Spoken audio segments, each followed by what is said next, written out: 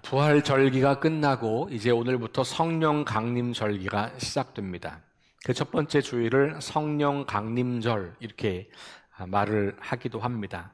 성령께서 내려오셨다는 말이죠. 성령 강림. 그런데 이 성령께서 내려오셨다라는 말이 틀린 말은 아니지만 예수 그리스도를 믿음의 주로 고백하는 우리들에게는 약간의 오해가 있을 수 있습니다. 마치 성령은 외부에 계시고 우리가 요청하면 우리에게 들어오시는 분, 혹은 우리가 기도를 열심히 하면 우리에게 무엇인가 신비한 에너지를 채워서 그 에너지가 충만한 상태가 되는 것을 성령이라고 생각할 경우들이 종종 있기 때문에 그렇습니다. 또 우리가 부르는 찬양 중에도 성령이 오셔야 된다는 찬양을 많이 합니다. 지금 부른 찬양도 우리가 성령이 오셔서 이런 말씀을 이렇게 하고 있잖아요. 우리 찬양대가 부르는 임예송에도 성령이 오셔서 이런 표현이 있어요. 성령님 오셔서 이렇게 기도합니다. 그러다 보니까 성령님이 우리 가운데 계시다는 것이 잘 믿어지지 않는 경우들이 있는 것 같아요.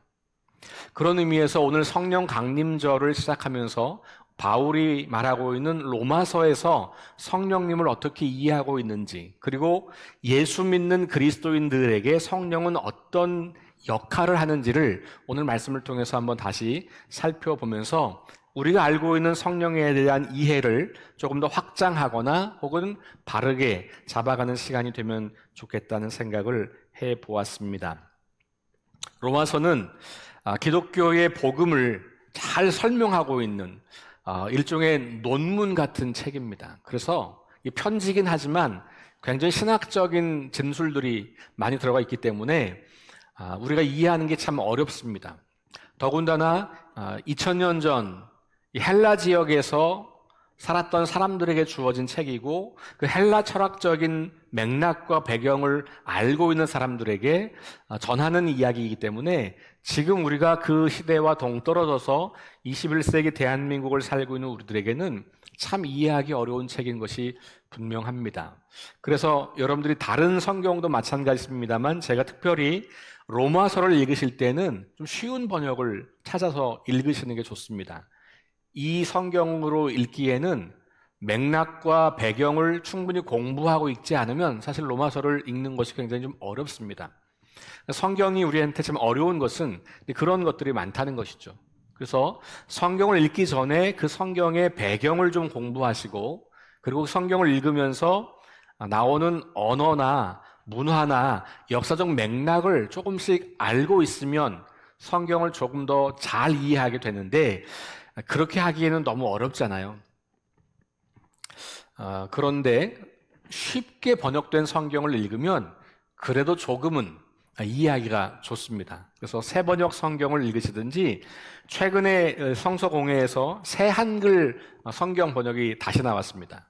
그래서 오늘날 이 젊은 세대들과 지금 현대의 사람들에게 익숙하게 읽힐 수 있는 그런 번역이어서 여러분들이 기회가 되시면 그런 번역으로 읽으시면 좋겠다.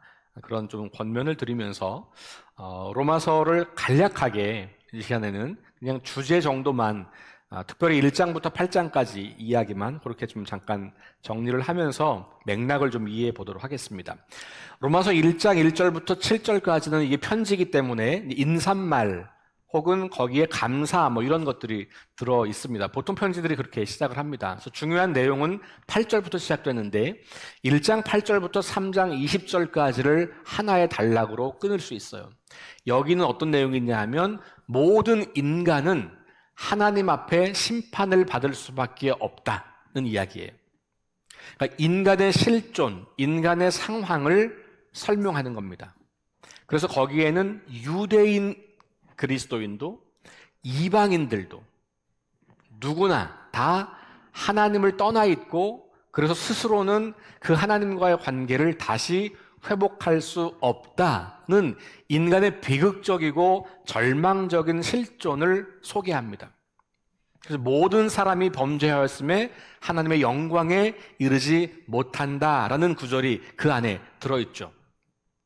그래서 이거는 바울이 이해하는, 기독교가 이해하는 첫 번째 인간 이해입니다. 인간은 하나님을 떠나 있기 때문에 스스로 구원에 이를 수 없다라는 거예요. 구원이라는 것은 하나님과의 관계를 다시 회복하는 겁니다. 그러니까 이거는 인간이 할 수 없고 그 인간은 그래서 절망 속에 비참한 상태에 빠져 있다라는 것을 말해주고 있는 겁니다. 그 말을 조금 다른 표현으로 말하면 인간에게는 외부에서 오는 하나님의 구원의 손길이 필요하다는 이야기예요. 그러니까 하나님께서 우리를 의롭다고 해주시는 그 은혜가 얼마나 필요한지를 우리에게 드러내 보이고 있는 것이기도 합니다. 자, 그리고 나서 3장 21절부터 3장 31절까지 모든 사람에게 차별 없이 주어지는 하나님의 복음, 하나님의 의가 모든 사람에게 주어졌다는 선포를 합니다. 이게 우리와 관계없는 거예요. 무슨 말이냐면 우리와 관계없이 하나님께서 행하신 일이라는 거예요. 우리가 그런 것을 받을 만한 자격이 있거나 공로가 있거나 능력이 있지 않다는 겁니다. 우리는 무력하고 우리는 무능하고 우리는 절망적이고 우리는 비참한데 하나님께서 그런 인간들을 위해서 의를 나타내 보이셨다. 이게 복음이라는 거예요. 우리가 할 수 있는 일이 아닌데 하나님이 그것을 이루어 주셨다라는 겁니다. 그러면 4장은 무슨 얘기냐면 그렇게 우리와 아무런 관계없이 하나님께서 이루신 그 의를 우리가 어떻게 얻을 수 있냐? 그게 4장에서 말하는 이야기이고요. 그 얘기는 우리가 잘 아는 것처럼 예수 그리스도를 구주로 고백하는 것, 하나님이 행하신 그 일을 믿음으로 받아들이는 것, 이것이죠. 그리고 이제 5장부터 8장은 그렇게 하나님의 의가 주어졌다는 것이 어떤 의미가 있는지를 다시 풀어서 설명합니다. 다시 말하면 하나님 앞에서 구원받은 자로 의롭다고 여김을 받았다는 게 과연 어떤 거냐, 그게 뭘 말하는 거냐, 그런 이야기를 하는 거예요. 좀 다른 식으로 말하면 하나님 나라 백성이 되었다는 것은 무엇을 말하는 것이냐, 하나님 나라 백성으로 산다는 것은 어떤 것이냐, 우리의 신분이 달라졌다는 것은 뭘 말하는 거냐, 이런 이야기들을 5장부터 8장까지 하고 있어요. 특별히 전통적으로는 구원에 대한 이야기, 이 구원의 의미에 대한 이야기인데 5장은 죄로부터의 구원, 그러니까 하나님이 우리를 의롭다 하셨다고 하는 것의 첫 번째 의미는 죄에서 우리를 해방하셨다라는 거다. 이게 이제 5장이 말하고 있는 거예요. 하나님 나라 백성이 누리는 첫 번째 복은 죄로부터의 해방입니다. 그러니까 그 구원의 감격과 확신을 가지고 예전에는 죄가 우리를 지배했지만 이제는 하나님이 다스리는 상태가 되었다. 이 놀라운 것을 우리에게 전해주고 있는 겁니다. 6장은 죽음 혹은 사망으로부터의 구원을 말합니다. 그래서 죄의 상태로 살다가 우리는 사망으로, 죽음으로 끝나는 인생이었는데 이제 우리는 하나님의 의를 받아서 죽음으로 끝나는 인생이 아니라 죽음도 우리를 하나님과의 관계에서 끊어낼 수 없는 그런 존재가 되었다. 하나님 안에서 우리는 영원한 생명을 누리는 존재가 되었다. 라는 이야기를 하고 있는 거죠. 그래서 여기서 그리스도 안에서 이루어진 변화로서 세례를 이야기하죠. 그래서 우리는 죄에 대하여 죽고 하나님에 대하여 사는 존재가 되었다. 이게 세례의 의미. 예수 그리스도와 연합했다, 예수 그리스도를 믿음으로 고백했다라고 하는 말은 이제 하나님과 우리가 그리스도 안에서 연합된 존재가 되었다. 예전에는 하나님과 우리가 관계없는 존재였는데, 하나님께 갈 수 없는 존재였는데 이제는 그 하나님과 연합된 존재다 그래서 정체성이 달라졌고 소속이 달라졌고, 그러니 당연히 우리의 삶의 방식도 달라지고, 뭐 이런 이야기들을 하고 있는 겁니다. 7장에 가면 율법과 복음은 어떤 관계냐? 그동안 이스라엘 백성들은 율법을 통해서 구원을 얻는다고, 하나님 나라를 차지한다고 생각하고 이 율법을 지키는 것을 굉장히 중요하게 여겼던 사람들이었죠. 그러면 이게 유대인들한테는 의미가 있는 이야기인데, 율법의 지배를 받고 있지 않던 이방인들에게는 그럼 다시 율법을 지켜야 되는 거냐? 이런 질문이 등장하는 거죠. 그러니까 그 이방인들과 함께 구원을 누리는 이야기를 하려고 하니 율법으로부터 구원받았다는 이야기를 또 하게 되는 거죠. 그러니까 하나님 나라는 더 이상 유대인들이 생각했던 것처럼 율법을 지키는 것, 특별히 그 율법을 지킨다고 하는 건 더 쉽게 말하면 유대인이 된다는 걸 말하는 거였어요. 그 당시에는. 그러니까 뭐냐면 할례를 받고 절기를 지키고 안식일을 지키고 이런 것들을 해야 되는데, 이건 누구가 하는 거냐면 유대인이 돼야 하는 거예요. 이방인들은 그런 의무가 없는 거거든요. 그러니까 율법을 지킨다는 말은 단순히 율법을 지키는 행위를 말하는 것이 아니라 신분이 유대인으로 바뀌어야 된다는 걸 말하는 거예요. 적어도 이 초대교회의 맥락에서. 그러니까 그런 것에서부터 해방되는, 다시 말하면 우리가 복음을 받아들이면 그것으로 구원을 받는 것이지, 복음을 받아들인 우리가 유대인이 되어야 할 필요가 없다, 이런 이야기들을 하고 있는 것이죠. 그러니까 율법과 하나님 나라, 율법과 복음의 관계를 7장에서 설명을 하는 거예요. 그리고 8장은 성령 안에서 누리는 자유 혹은 성령 안에서 누리는 구원을 말하는 겁니다. 그러니까 구원을 말할 때 뭐뭐로부터의 구원, 왜냐하면 이 구원이라는 말이 갖고 있는 것은 해방시켜주다, 얽어매고 있던 것들로부터 풀려나다, 이런 의미가 있는 거잖아요. 죄와 사망과 율법의 지배를 받고 있고 거기에 억압당하던 우리가 거기로부터 자유케 된 것이 구원인 거예요. 그런데 그 뭐뭐로부터의 자유뿐만 아니라 뭐뭐 안에서의 자유가 있어요. 그러니까 우리가 그리스도인이 된다고 하는 것은 우리가 어떤 존재인가, 어디에 속해 있는가와 관련된 문제고, 그 8장이 다루는데 그걸 성령 안에서 누리는 자유, 이렇게 표현을 하는 겁니다. 그러니까 지금 로마서는 1장부터 8장까지 이야기해서 왜 우리 인간에게 하나님의 의가 필요한지, 인간의 죄의 실존을 설명했고, 그런 상태에서 하나님께서 오셔서 우리에게 의를 베풀어 주셨고 그 은혜를 설명했고, 그 은혜를 믿음으로 받아들이는 사람들에게 누려지는 4가지 구원의 특권 혹은 구원의 신비한 그 능력을 말해준 거죠. 죄로부터의 자유, 사망으로부터의 자유, 율법으로부터의 자유, 그리고 성령 안에서 누리는 자유. 이것이 예수를 통해서 구원받은 우리들이 누리는 특권이기도 하고 우리가 누리는 은총이기도 한 거다, 이런 이야기들 한 거예요. 그 가운데 오늘 우리가 8장 12절부터 17절까지 말씀을 읽은 겁니다. 자, 오늘 12절에서 바울은 이렇게 정의합니다.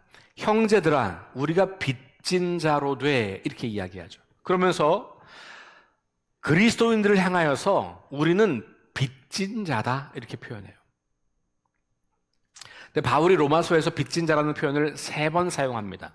1장에서 한 번, 8장에서 한 번, 그리고 13장에서 한 번. 자, 오늘 주보에 거기에 이렇게 몇 장 몇 절인지를 올려놨으니까 나도 집에 와서 한번 읽어보시면 되는데, 제가 지금 읽어드려 볼게요. 자, 오늘 지금 읽은 형제들아 우리가 빚진 자로 돼 육신에게 져서 육신으로 살 것이 아니니라 라고 하는 이 말씀에서 빚진 자가 말하는 바는 뭐냐 하면, 우리는 구원에 이를 수 있는 자격과 공로와 능력이 없는 사람인데 누군가 와서 우리에게 그것을 주신 거예요. 선물로. 그러니까 그게 빚진 상태가 됐다는 말이죠. 그러니까 우리의 구원은 우리의 힘과 우리의 능력으로 된 게 아닙니다. 이런 말이에요. 누군가로부터 우리는 빚을 진 겁니다. 하나님께 빚진 자라는 말이에요. 하나님이 아니고는 지금 우리가 서로를 형제라고 부를 수도 없고 우리가 그리스도인이라고도 정의 내릴 수 없다. 그런 의미에서 빚진 자를 이 8장에서는 사용하고 있는 겁니다. 1장으로 가시면 1장 14절에 헬라인이나 야만인이나 지혜 있는 자나 어리석은 자에게 다 내가 빚진 자니라 이렇게 이야기해요. 여기는 하나님께 빚졌다는 얘기를 하는 게 있는 게 아니에요. 여기서는 뭐냐면 모든 사람들에게 내가 빚을 지고 있다 이렇게 이야기를 하는 거예요. 이 이야기를 하는 맥락은 뭐냐면 그래서 나는 모든 사람에게 복음을 전해야 할 사명을 가지고 있다 그 이야기죠. 내가 왜 복음을 전하냐?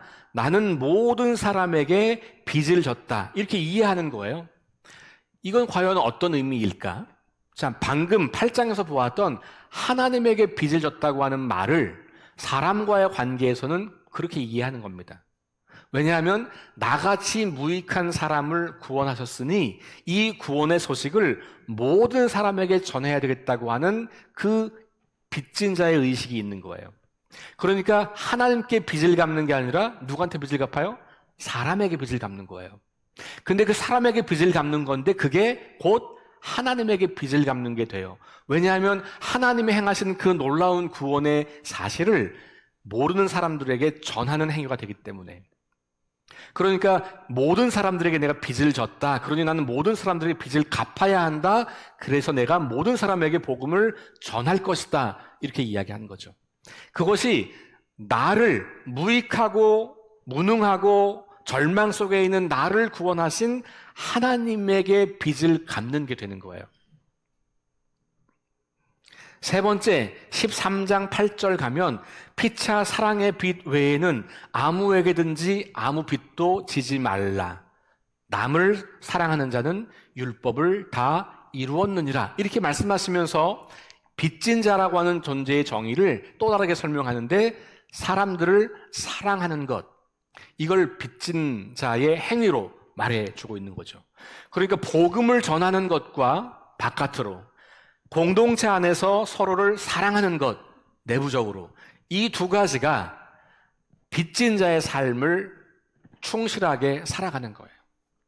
그러니까 하나님으로부터 받은 그 구원의 큰 빚을 사람들을 통해서 갚아나가는데 바깥의 사람들에게는 복음을 전하는 것으로 안에 있는 사람들은 사랑하는 것으로 그렇게 빚진 자의 삶을 살고 있다. 바울은 그렇게 자신의 삶을 정의하는 겁니다. 그리고 우리 그리스도인들에게 너희들도 그런 인생이다 라고 말해주고 있는 것이죠.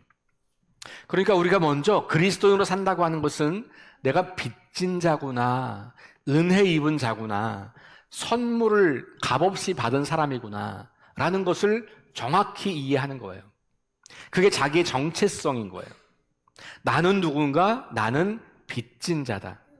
나는 누구인가? 나는 은혜를 입은 자다. 나는 누구인가? 나는 도무지 받을 수 없는 선물을, 어마어마한 선물을 공짜로 받은 사람이구나. 이게 선명하면 선명할수록 첫 번째, 기쁨과 감격이 풍성합니다. 두 번째, 그 빚을 갚기 위한 삶을 선택합니다. 그래서 이게 내적인 충만과 내적인 기쁨과 평안으로 끝나는 게 아니에요. 복음의 능력은 그래서 반드시 우리가 우리의 내부적인 어떤 역사만이 아니라 우리의 삶을 바깥을 향해서 나아가도록 하는 것이죠. 그러니까 그게 두 가지로 나타나는 거예요. 사랑하는 것, 그리고 복음을 전하는 것. 이것이 바로 빚진 자의 삶의 모습이다라고 바울은 이야기를 하고 있는 겁니다. 바울이 지금 이런 이야기를 하고 있는 것의 중요한 이유는 우리가 누구인지를 조금 더 설명하기 위해서 첫 번째로 빚진 자라는 말을 하는 거예요. 이 빚진 자로서 명확하면 이 빚을 갚아나가는 삶을 살아가게 될 텐데 이 빚을 갚아나가는 삶이 그리 쉽지는 않다는 거예요. 왜냐하면 우리가 빚진 자로 살아가지 못하도록 방해하는 방해가 이 세상에는 너무 많기 때문에 그래요. 다시 말하면 내가 빚진 자가 아니라 나는 내 힘으로 사는 거야. 인생은 이게 있어야 돼. 이런 생각들로 가득한 세상을 살고 있어요.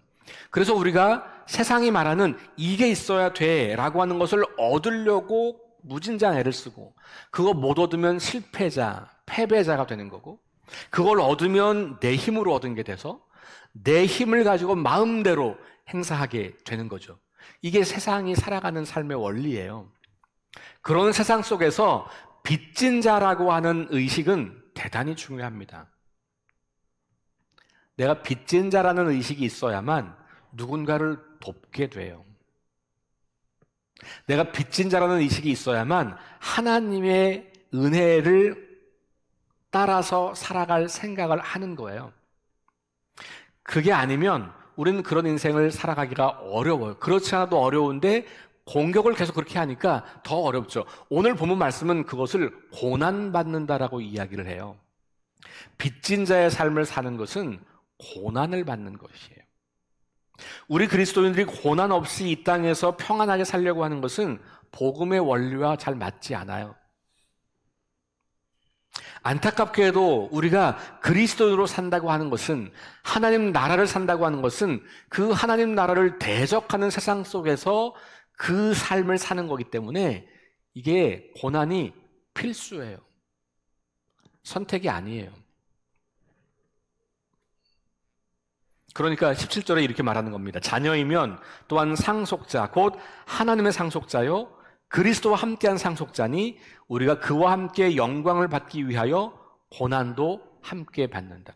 예수께서 십자가에 달려 죽으셨어요. 죽기 전에 고난을 당하셨어요. 우리가 그리스도와 연합한다는 것은 부활하신 주님과만 연합하는 게 아니라 그 전에 그 고난에도 연합하는 것입니다. 불의한 세상, 깨어지고 망가진 세상에서 하나님 나라를 선포하고 그 나라의 삶을 살려고 할 때 불의한 세상은 우리를 그냥 두지 않는 거예요. 그러니 그 그리스도의 인으로 살아가는 이 빚진 자의 삶에서는 반드시 고난도 함께 받게 된다는 것을 말해주고 있는 거예요.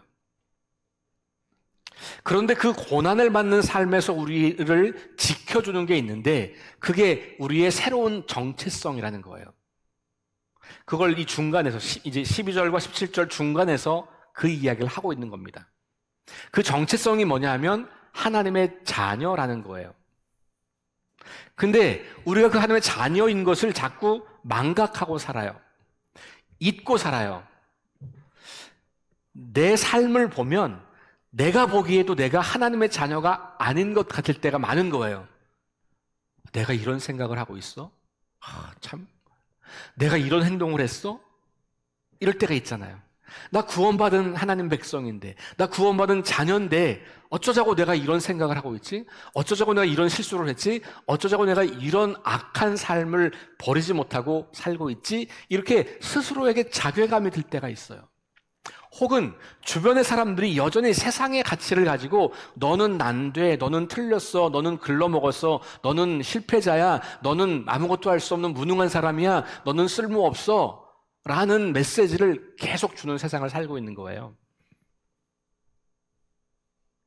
그래서 우리가 마치 세상이 기대하는, 세상이 요구하는 어떤 것을 성취하지 못하면 우리는 정말로 루저가 되어서 아무것도 아닌 존재로 여겨지는 세상을 살고 있어요. 그걸 매일 들어요, 우리는. TV를 통해서, 영화를 보면서, 노래를 부르면서, 사람들과 대화하면서, 학교에서 계속해서 그런 세상에서 성공해야 된다고 하는 이야기를 듣고 살죠. 그러니 우리가 그리스도인으로 살면서도 우리는 여전히 그 세상의 가치에 파묻혀서 살 수밖에 없는 존재처럼 보여요. 그런데 바울은 놀랍게도 오늘 우리를 예전엔 너희가 그렇게 살았는데 이젠 그렇게 안 살아도 돼, 그런 존재라고 말하고 있는 거예요.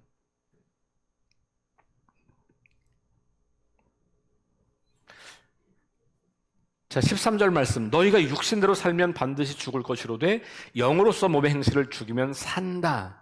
그러면서 우리가 새롭게 빚진 자가 되어서 사는 삶의 그 모습을 육신대로 살면 죽고 영으로 몸의 행실을 죽이면 산다. 이렇게 이야기를 하는 겁니다.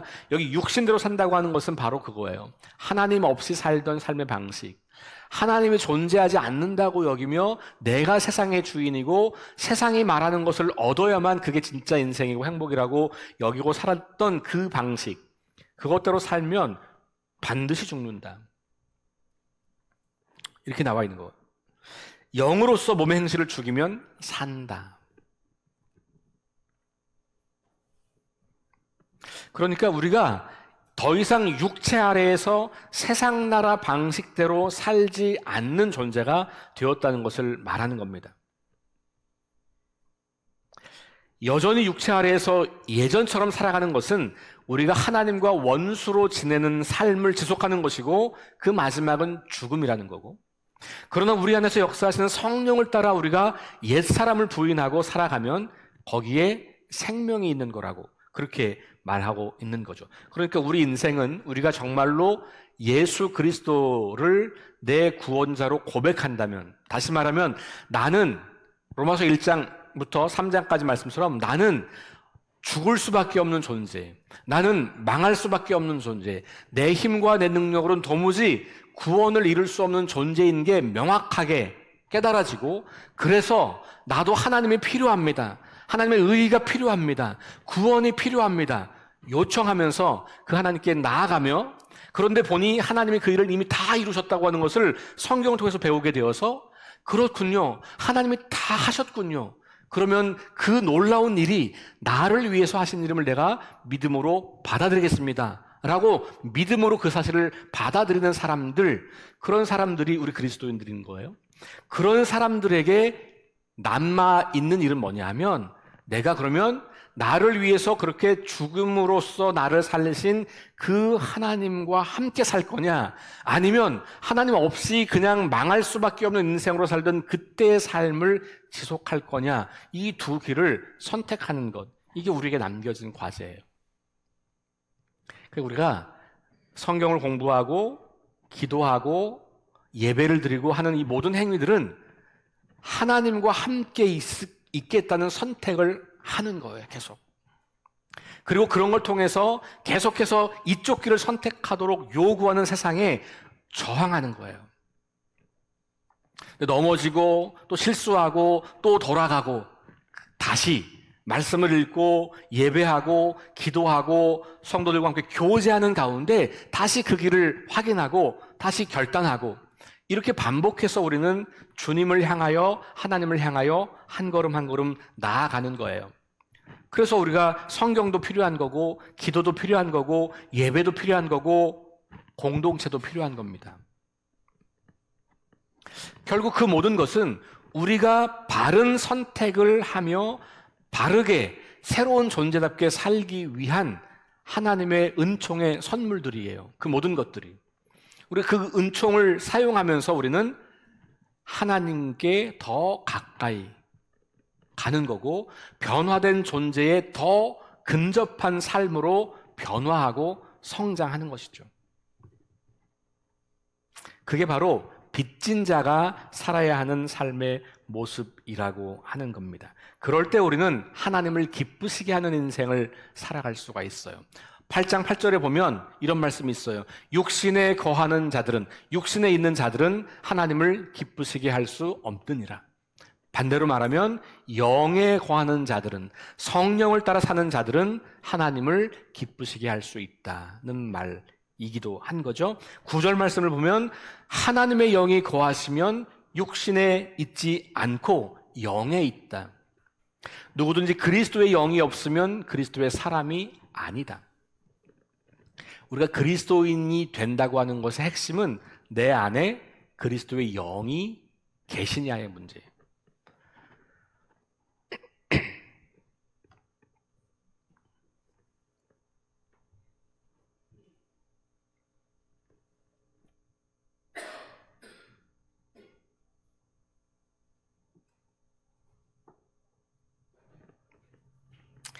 죄송합니다.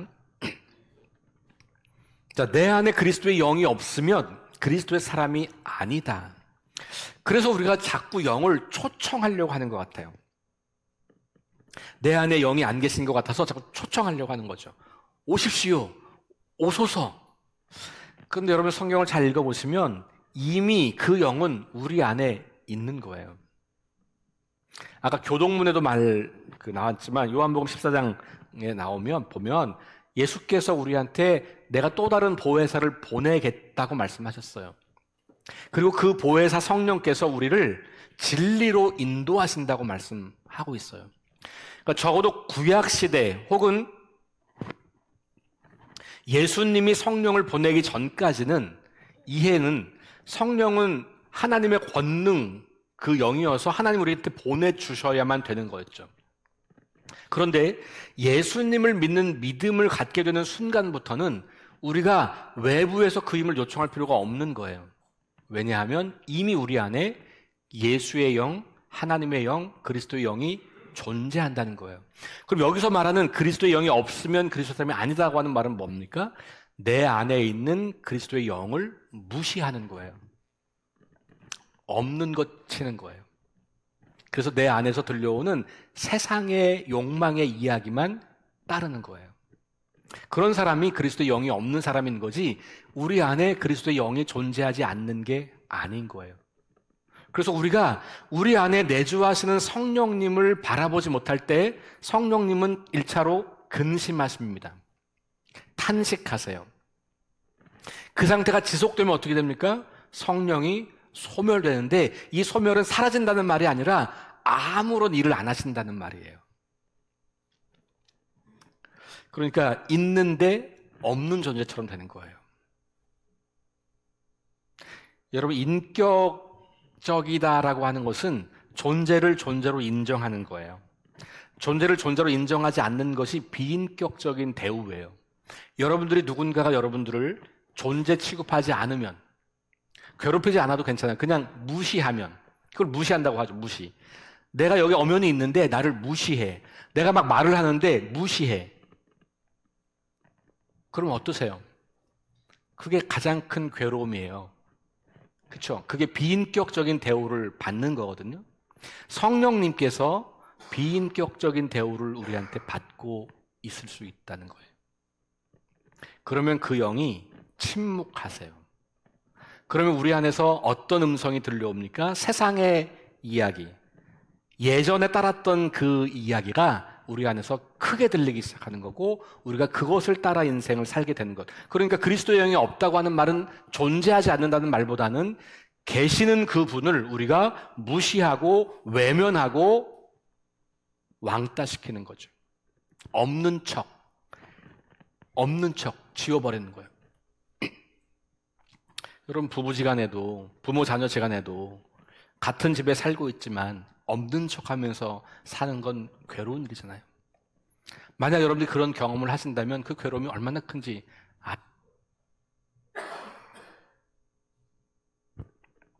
하나님은 인격적인 분이시고 성령님도 당연히 인격적인 분이시죠. 그러니 그 인격적인 분께서 우리에게 강요하는 게 아니라 우리가 자발적으로 그 성령님께 귀를 기울이고 그 말씀 듣기를 원하시는 거예요. 그런데 계속 그것을 거부할 때 더 이상 우리에게 그 성령님의 그 마음과 생각과 말씀이 들리지 않는 상태가 되는 거죠. 그걸 그리스도의 영이 없다라고 바울은 말하고 있는 겁니다. 11절 말씀, 예수를 죽은 자 가운데서 살리신 이의 영이 너희 안에 거하시면, 그리스도 예수를 죽은 자 가운데서 살리신 이가 너희 안에 거하시는 그의 영으로 말미암아 너희 죽을 몸도 살리시리라. 이런 이야기를 쭉 하면서 빚진 자다 이렇게 이야기한 거니까 이 영이 우리 안에 이미 거하게 된 거예요. 우리가 초청해서 온 게 아니고요. 그렇게 올 만큼 깨끗한 사람이 되어서 온 게 아니고요. 여전히 죄인이고 여전히 무능하고 여전히 내 맘대로인데 하나님께서 우리에게 찾아오신 거예요. 그래서 우리를 양자로 맞아주셨죠. 양자의 영, 이런 표현이 나오잖아요. 하나님의 자녀로 삼아 주셨다고 하는 거예요. 그러니까 이 하나님의 자녀가 되었다는 것이 이렇게 놀라운 일이에요. 자녀가 되었다고 하는 말은 우리 안에 성령이 계시다는 말이에요. 여러분 안에 성령님이 거하시는 거예요. 그러니까 우리가 더 이상 성령님을 초청할 필요가 없어요. 우리가 성령의 역사를 자꾸 신비한 현상으로 생각하니까, 여러분 성경 예수님께서 말씀하시고 이 신약 성경이 증언하는 성령님 하시는 일은, 신비한 현상은 성령님 전체의 아주 작은 부분에 불과한 거예요. 근데 우리는 그게 다라고 자꾸 알고 있어요. 성령님은 능력이 있으셔서 우리의 이성의 한계를 뛰어넘는 일을 하시는 분이죠. 그런 것을 경험할 때 성령의 역사를 경험했다고 말하죠. 맞는 말이에요. 그런데 그것만 있는 게 아니고요. 내가 하나님의 자녀가 됐네 라는 것을 깨닫는 것이 성령이 하시는 일이에요. 성경을 아무리 읽어도 하나님의 자녀인 걸 깨닫지 못한 사람들이 많이 있잖아요. 우리가 그걸 머리가 좋아서 깨닫는 게 아니고요. 성령께서 우리에게 깨닫게 해주시는 거잖아요. 그걸 반응하는 거죠. 그러니까 우리가 성령 안에 있다라고 하는 것은 무슨 신비한 능력을 행사한다는 것 이전에 내가 누구인지를 깨닫는 거예요. 내가 누구인지. 하나님의 자녀다. 나는 더 이상 옛 사람이 아니다. 나는 그리스도 안에서 새로운 피조물이 되었다. 바울은 끊임없이 그런 이야기를 하는 거예요. 그러니까 우리가 성령께서 역사하셔서 우리한테 나타난 가장 강력한 증거는 내가 하나님의 자녀라는 사실을 명확하게 이해하고 받아들이고 그것을 갖고 사는 거예요. 매일같이 성령님은 그것을 우리한테 증언하세요. 오늘 성령이 우리한테 그걸 증언한다고 말하잖아요. 16절, 성령이 친히 우리의 영과 더불어 우리가 하나님의 자녀인 것을 증언하시나니. 어쩌다 한번 증언하는 게 아니에요. 성령님은 매일 우리 안에서 말씀하세요. 너는 하나님의 자녀다. 내가 너 안에서 일하고 있다. 내가 너를 사랑한다. 사람들은 끊임없이 우리를 비난하며 넌 틀렸어, 넌 안 돼, 넌 무익해, 넌 이렇게 하는데 그 이야기가 우리의 존재를 정하는 게 아니라 내 안에서 말씀하시는 성령께서 너는 하나님의 자녀야. 너는 존귀해. 너는 사랑받을 자격이 있어. 너는 충분히 사랑받고 있어.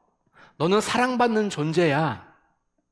하나님 안에서 너는 너무 아름답고 너무 존귀하고 괜찮은 사람이야. 조금 실력이 없어서 괜찮아. 조금 승진이 좀 느려서 괜찮아. 수입이 조금 적어져서 괜찮아. 그게 너를 규정하지 않아. 너는 그런 모든 상황에도 불구하고 사람들이 너에게 어떤 메시지를 전하는지 관계없이 너는 여전히 하나님의 자녀야. 이렇게 성령이 우리에게 증언하신다는 거예요. 이것을 경험하는 사람이 그리스도인이라고 하는 겁니다. 성령이 이 땅에 오셔서 우리에게 오셔서 하시는 일, 우리가 하나님의 자녀인 것을 증언한다. 이것이 너무나 놀라운 축복이라는 것을 우리가 기억할 필요가 있습니다. 성령이 하시는 일은 우리가 그리스도 안에 있을 때 새로운 존재가 되었음을 확인시켜주는 것. 그래서 그 새로운 정체성에 확고하게 뿌리 내리게 하는 것. 그래서 사탄이 계속해서 우리를 공격하여 하나님의 자녀답게 살지 못하도록 방해하는 세상에서 아니야, 나는 하나님의 자녀이니 하나님의 자녀다운 삶을 선택할 거야.